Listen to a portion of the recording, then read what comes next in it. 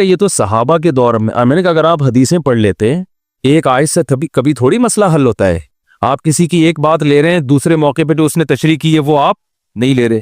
میں نے کہا معاذ اللہ, اگر کسی کی کوئی موت کی کسی کو بہت تکلیف ہو رہی ہے, یہ اس معاذ اللہ اس کے برے ہونے کی علامت ہے, تو یہ تو پھر کفر ہے. احادیث میں آتا ہے کہ آپ صلی اللہ علیہ وسلم کو موت کی تکلیف دوسروں سے زیادہ ہوئی ہے. آپ صلی اللہ علیہ وسلم فرمایا اوعکو کما یوعکو رجلان منکم, مجھے بخار میں اتنی تکلیف ہوتی ہے جتنی تم میں سے 2 آدمیوں کو ہوتی ہے. آپ پر جب بیماری آتی تھی نا, آپ کو تکلیف دوسروں سے زیادہ ہوتی تھی. اور امی عائشہ رضی اللہ تعالی عنہا فرماتی ہیں کہ نبی صلی اللہ علیہ وسلم کا سر مبارک میری گود میں تھا جب آپ کی روح نکلی ہے, اور آپ کی جو میں نے موت کی تکلیف دیکھی ہے, جس شدت میں آپ جس تکلیف میں تھے, اس کے بعد مجھے کسی کی موت کی جو آسانی سے کوئی دنیا سے گیا ہو نا, اس کے مرنے پر مجھے کبھی رشک نہیں آیا. رشک کا کیا مطلب کہ بھئی یہ اتنی آسانی سے چلا گیا تو اس کا مطلب یہ زیادہ اچھا تھا, اور معاذ اللہ آپ صلی اللہ علیہ وسلم کے اعمال کم تھے, تو یہ تو ممکن نہیں ہے نا. کہتے ہیں مجھے کبھی کسی پہ رش نہیں آیا کہ آرام سے مر گیا تو بہت نیک ہوگا. ٹھیک ہے نا, بہت مشکل ہے سمجھانا. امی عائشہ فرماتی ہیں کہ یعنی امی عائشہ کی حدیث کا مفہوم بیان کر رہا ہوں کہ نبی صلی اللہ علیہ وسلم کی موت کے وقت جو تکلیف کی حالت تھی, اس کو جب سے میں نے دیکھا ہے, تو امی عائشہ کی بات کا خلاصہ یہ ہے کہ اب اگر میں کسی کو دیکھتی ہوں نا کہ آرام سے روح نکل رہی ہے, یعنی آرام سے مر رہا ہے, دنیا سے جا رہا ہے, تو مجھے اس پہ رش نہیں آتا کیونکہ بہت نیک ہوگا. کیا مطلب؟ اس کا نیک عمل سے تعلق بولتے کیوں نہیں ہے. لیکن ہمارے ہاں سارا مدار کس پر ہے؟ مرنے کے بعد شکل کیسی ہے اس کی, آڑا ترشا ہو گیا تو جہنم میں جا رہا ہے اس کا مطلب. اور اگر مرا ہوا ہے, دانت کھلے میں, ایسا لگ رہا ہے مسکرا رہا ہے, سیدھا کہاں جا رہا ہے؟ او بھائی, اگر خدا نخواستہ کوئی لکوے کا مریض تھا, کوئی فالج کا مریض تھا, وہ تو مرے گا تو اس کا تو بیچارے کا ہوگا تھوڑا سا چہرہ بھی ٹیڑھا ہو سکتا ہے, کچھ بھی ہو سکتا ہے, نیک لوگوں کا بھی ہو سکتا ہے. تو مدار کس پر ہے؟ اعمال پر. اور نیک لوگوں کو بعض دفعہ موت کے وقت ڈبل تکلیف دی جاتی ہے. ایک تو اس لیے دی جاتی ہے, یا تو اس لیے کہ کوئی گناہ ان کا باقی رہ گیا ہوتا ہے.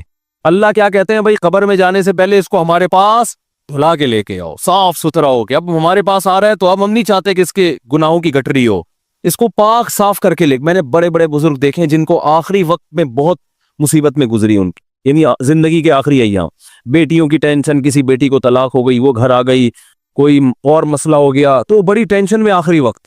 لیکن وہ زبان سے کیا کہتے تھے؟ شکر. کیا شاید اللہ تعالیٰ ہمارے گناہوں کو معاف کرنا چاہتا. اولاد کی حدیث میں آتا ہے کہ انسان کو اس کی گھر والی کی طرف سے, اس کی اولاد کی طرف سے, اس کے جسم کی طرف سے تکلیفیں پہنچتی رہتی ہیں, اور اس کے گناہ معاف ہوتے رہتے ہیں, حتی لقی اللہ طاہرا مطہرا, جب اللہ کے پاس آتا ہے نیٹ کلین, بالکل گناہوں سے پاک صاف ہو گیا. لیکن یہ تکلیف ہوتی ہے جس میں صبر کی توفیق بھی ملتی ہے, کیونکہ اللہ دے رہا ہے نا تکلیف, اور اللہ سزا کے طور پہ نہیں بلکہ کفارے کے طور پہ, تاکہ ہمارے پاس آئے تو صاف ستھرا ہو گئے. تو اس تکلیف میں پھر صبر کی توفیق, اس لیے علماء کہتے ہیں جس تکلیف میں صبر کی توفیق مل رہی ہے, سمجھ لو یہ رحمت ہے. یہ کیا ہے؟ رحمت. یہ اللہ آپ کو بنانا چاہ رہا ہے کچھ. اب لوگ کہتے ہیں یہ والی تکلیف کیوں, وہ والی کیوں نہیں آئی, یہ تو بہت زیادہ ہو گئی. تو بھئی اللہ سے کوئی نہیں لڑ سکتا, وہ جو دے رہا ہے وہ اس پہ صبر کرو. اسی کو کہتے ہیں تقدیر پر رضا, کہ جو اللہ نے مقدر کیا ہے اب اس پہ کیا ہے, کوشش کریں گے, اللہ سے عافیت مانگے, اے اللہ ہمیں تکلیفیں نہیں چاہیے, ہم تو ویسے ہی کمزور ہیں, ایسا نہ ہو تکلیف میں اور ہی نافرمانی پہ نہ آ جائے, ہمیں تو خوشیوں بھری زندگی چاہیے, اور اللہ ان خوشیوں میں شکر کی توفیق دے کے گناہ معاف کر دے. ٹھیک ہے نا. جیسے لوگ حکیم کے پاس جاتے ہیں, حکیم صاحب کے پاس 2 طریقے ہوتے ہیں علاج کے. ایک طریقہ تو یہ کہ بھائی یہ کڑوی گولی ہے, 2-3 کھاؤ گے فٹ فاٹ ہو جاؤ گے, اس میں یہ بھی پرہیز, یہ بھی پرہیز, یہ بھی پرہیز. اور ایک طریقہ ہوتا ہے بھائی دودھ جلیبی کھاؤ, علاج لمبا ہو جائے گا, لیکن وہ دوا میں کیا ہے, دودھ جلیبی. تو آپ کہتے ہو بھائی یہ دودھ جلیبی والا مجھے دے دو, ٹھیک ہے لمبا علاج کروا لوں گا, فائدہ دیر سے ہوگا, لیکن میں یہ کریلے کا جوس نہیں پی سکتا. تو ہم نالائق لوگ ہیں, شکر سے بھی انسان کے ترقی ہوتی ہے. تو اللہ سے یہ مانگنا چاہیے, اللہ ہمیں نعمتیں دے, تکلیفوں سے بچا, اور شکر کی توفیق دے تاکہ ہمارے درجات بلند ہو. تو شکر کے بھی تو بڑے فضائل ہیں نا. تو مانگنے تو, کیونکہ عبدیت اور غلامی کا تقاضا یہ ہے کہ اللہ سے عافیت مانگی جائے, لیکن اللہ تکلیف دے دے تو اس پہ صبر. تو ہمارے نبی صلی اللہ علیہ وسلم کو ہاں یا تو اس لیے تکلیف ہوتی ہے گناہ معاف, یا اس لیے کہ درجات بلند. اللہ چاہتا ہے کہ بھئی یہ دنیا آزمائش کی جگہ ہے, جب آخرت میں آنا تو اتنا تجھے نوازوں.